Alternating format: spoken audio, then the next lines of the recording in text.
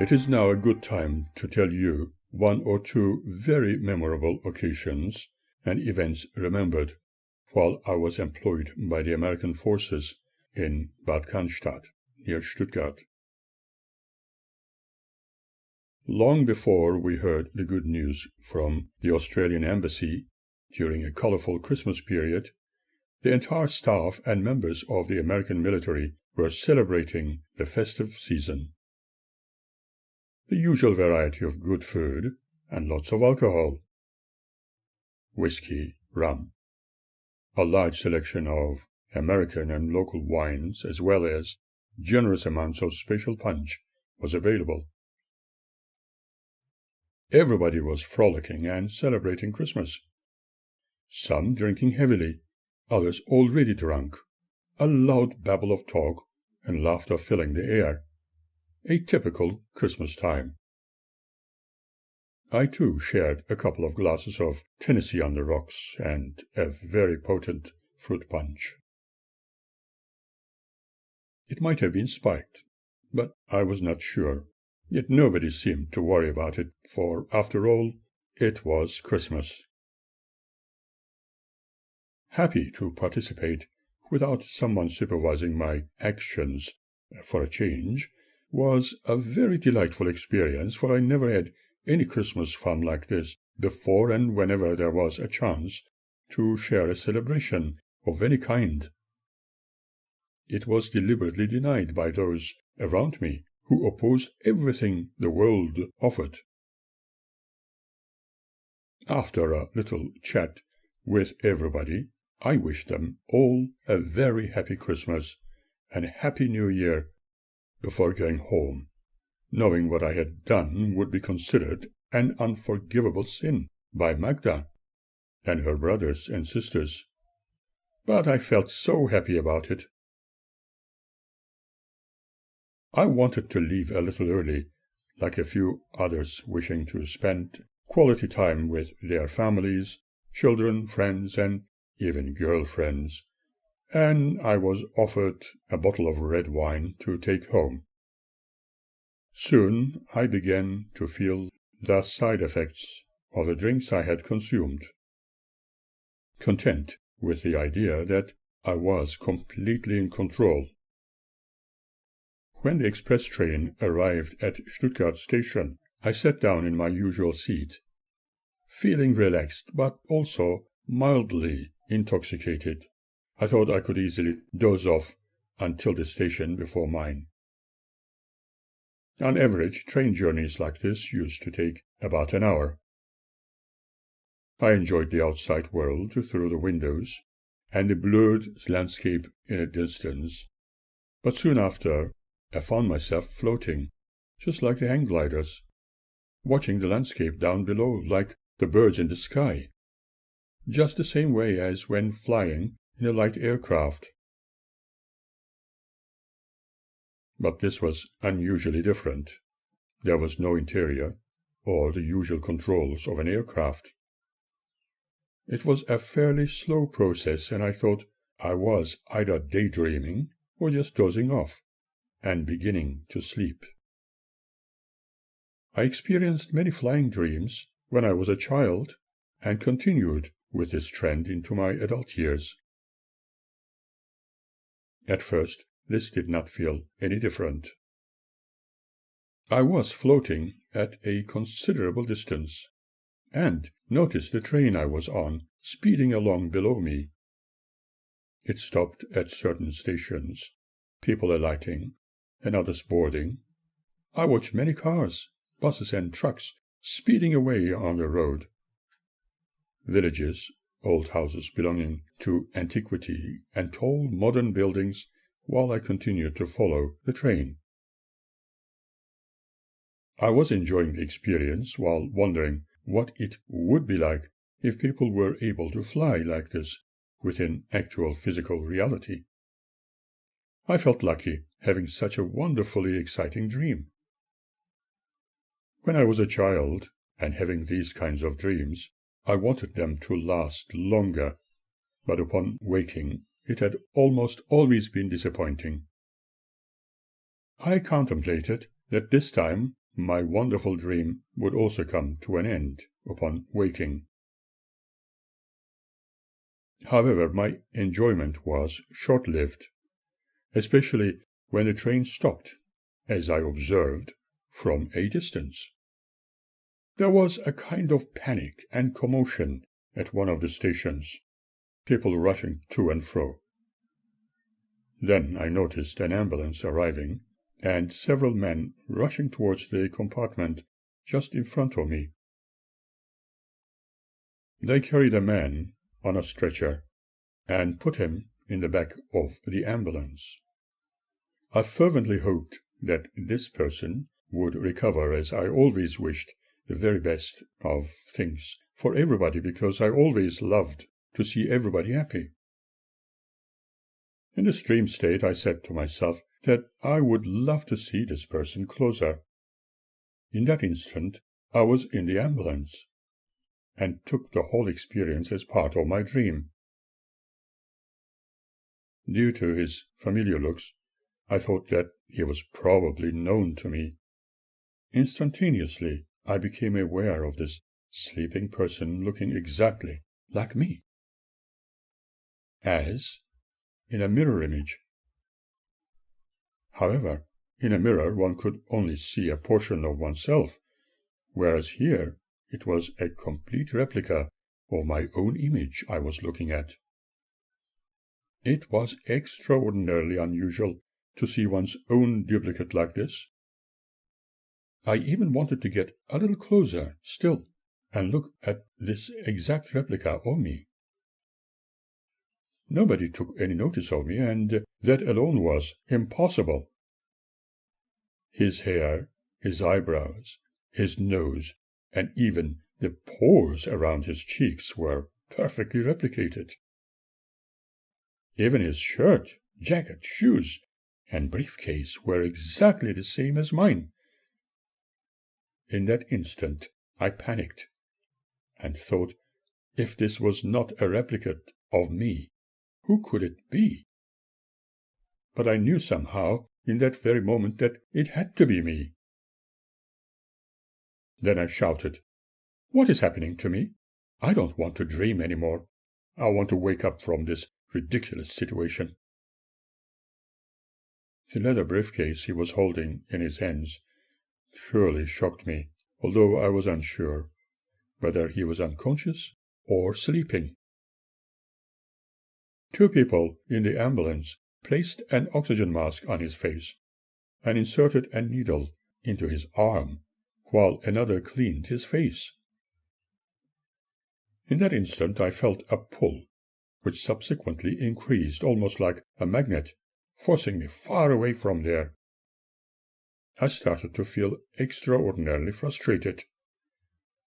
Then I heard an extremely resonant male voice I took to be my invisible childhood friend, saying, "Suren, my beloved friend, you cannot and will not get any closer to him." I began to shudder, but managed to ask, "Why?" I willed myself to wake up quickly from this nightmare. Perhaps it was the side effects of the alcohol I had consumed, and when I woke up, the nightmare would come to a sudden end. Besides, I really did not want to miss my station at Kirchheim Tech. But the voice repeated, "You cannot and will not get closer to him. You cannot wake up for a while yet, and will not. Now, enjoy the experience." But how could one enjoy it? I asked again why it was so. Was I dead? Was this not a dream? Although my memories might have become fragmented after all these years, I am sure that what I habitually wrote down in my diaries remains more precise and correct. I am utilizing those memories as jotted down all that time ago. I found myself floating higher into the air, soaring upwards. It felt like flying in a passenger aircraft, but the usual interior of any plane was not in evidence. Maybe they have kidnapped me, probably even drugged me, and are now taking me forcibly to Turkey, I thought. Again I heard the same resonant voice telling me, "No, my beloved friend, you are not within your coinciding body, and for a while you will not be able to, which means that it is not possible to return to your body right now. Even if you cannot accept this at this moment, it is better for you to relax and enjoy the experience." But how could I? How could one understand this unusual concept of returning to one's body? Panicking, I asked, "Am I dead?" Normally, I have been able to force myself to come out of my dreams and wake up at ease, but this time I was unable to do so. Obviously, my experience was to last a while, and I was going to wake up sometime later. So thinking, I tried to calm down, for I could not do anything else. Eventually, when my fear subsided, I found myself accelerating above the Earth's atmosphere. I have always enjoyed such flying dreams ever since my childhood. I could see the beautiful curvature of this wonderful world I was living in, delightful cloud cover, and the magnificent blue coloring of the air surrounding it. It was so vivid and so real. It made me forget all my troubles and fears. I soared upwards, becoming aware of the pitch-black sky with colorful stars, a multitude of star clusters, even the moon, as I remembered from when my brother and I were floating in one of our shared childhood dreams. I could see colorful nebulae and galaxies just the way astronomers described them. What I saw was three-dimensional. Some of the images I gazed upon resembled ones I saw in astronomy books, but most of the images in those books were in black and white, whereas what I was looking at were multicolored. I recalled how my brother and I borrowed our grandmother's thick glasses and turned them into a reasonably powerful telescope, observing the moon's craters and some of the stars. Later, we returned them back to her after reassembling, but what we experienced was beyond words. What I was experiencing in this unique dream sequence, however, was equally unforgettable. I wondered how my wife would react. Would she perhaps consider it once again as something presented by the devil? She was probably very familiar with that devil. Who knows? Suddenly, everything came to a halt, and what I was observing in utter realism started to blur. This sudden change in realism shocked me once more, and I found myself drifting in an endless tube, in appearance made of a material akin to multicolored stars, even perhaps the actual fabric of the universe or cosmic dust. I cannot describe it, for it was beyond words. In fact, it was so unusual that I could not make any comparisons with stories told to us or books I had read throughout the years since my childhood. Then again, one could experience the strangest sensations in dreams. I asked again, was it a dream?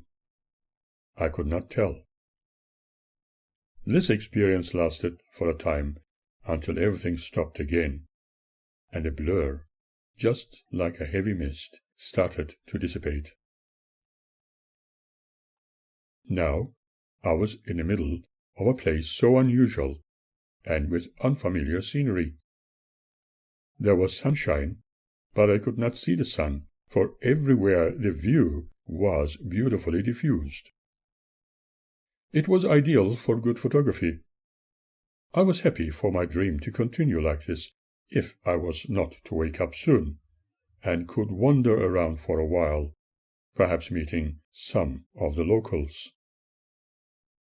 The greenest grass I have ever seen underfoot extended for miles in all directions. A short time after, while turning around to see if there were any unusual features in the landscape, I noticed a beautiful purple and blue mountain range appearing in the distance. As the mist began to disappear, I could see water vapor coming out of the grassy ground, like in a beautiful springtime early in the morning, which I considered to be the most beautiful part of the day. Maybe my mind was creating the whole scenario. I became aware of a gentle flowing stream nearby, although I could not physically see it at the time. But as I walked towards its sounds, I noticed a couple of birds happily chirping and flying around. Then I literally heard sheep, cows, singing their unique songs. And I thought there must be some humans here, but how was I to react to their presence? And would I be able to communicate with them in an amicable way? Could one consider it to be a dream, for it was more than real? I walked on and heard the voices of people drawing closer. Now I was happier, for I knew I was not completely lost. If I was lost, I could ask for directions, or I could stay with them for a while, providing they were friendly. I had forgotten that this was a dream I could not easily get out of. Perhaps I needed not to concern myself about its authenticity any longer. Maybe I could learn a little about them, which would make my adventure worthwhile. However, if they were not friendly and had violent trends, hopefully I could run away. Sometimes in our dreams, we tend to embark on adventures where we feel the need to fight or flee. I hoped that this was going to be a nice one.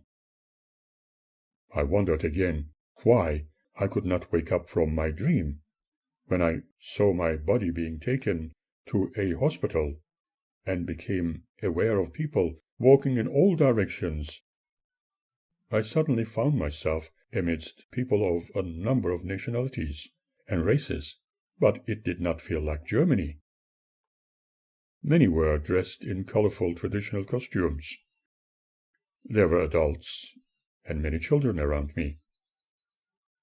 One said, "Grüß Gott," another greeted me with "Merhaba," and one other said, "Good morning, friend." There were all kinds of languages spoken by the people, as if one was visiting Egyptian temple sites with tourists from different parts of the globe, but this was not Egypt, and the architecture looked different. It was not a place I had been before.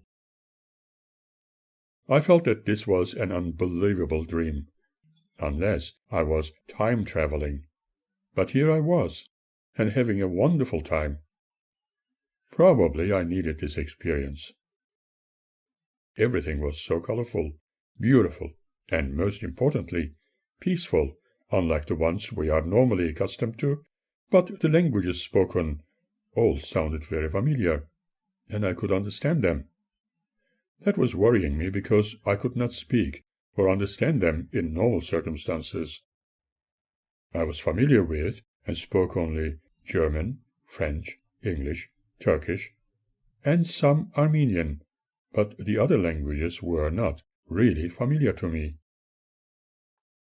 The languages I spoke were not perfect at the time, although my command of English and French was better than German and Turkish.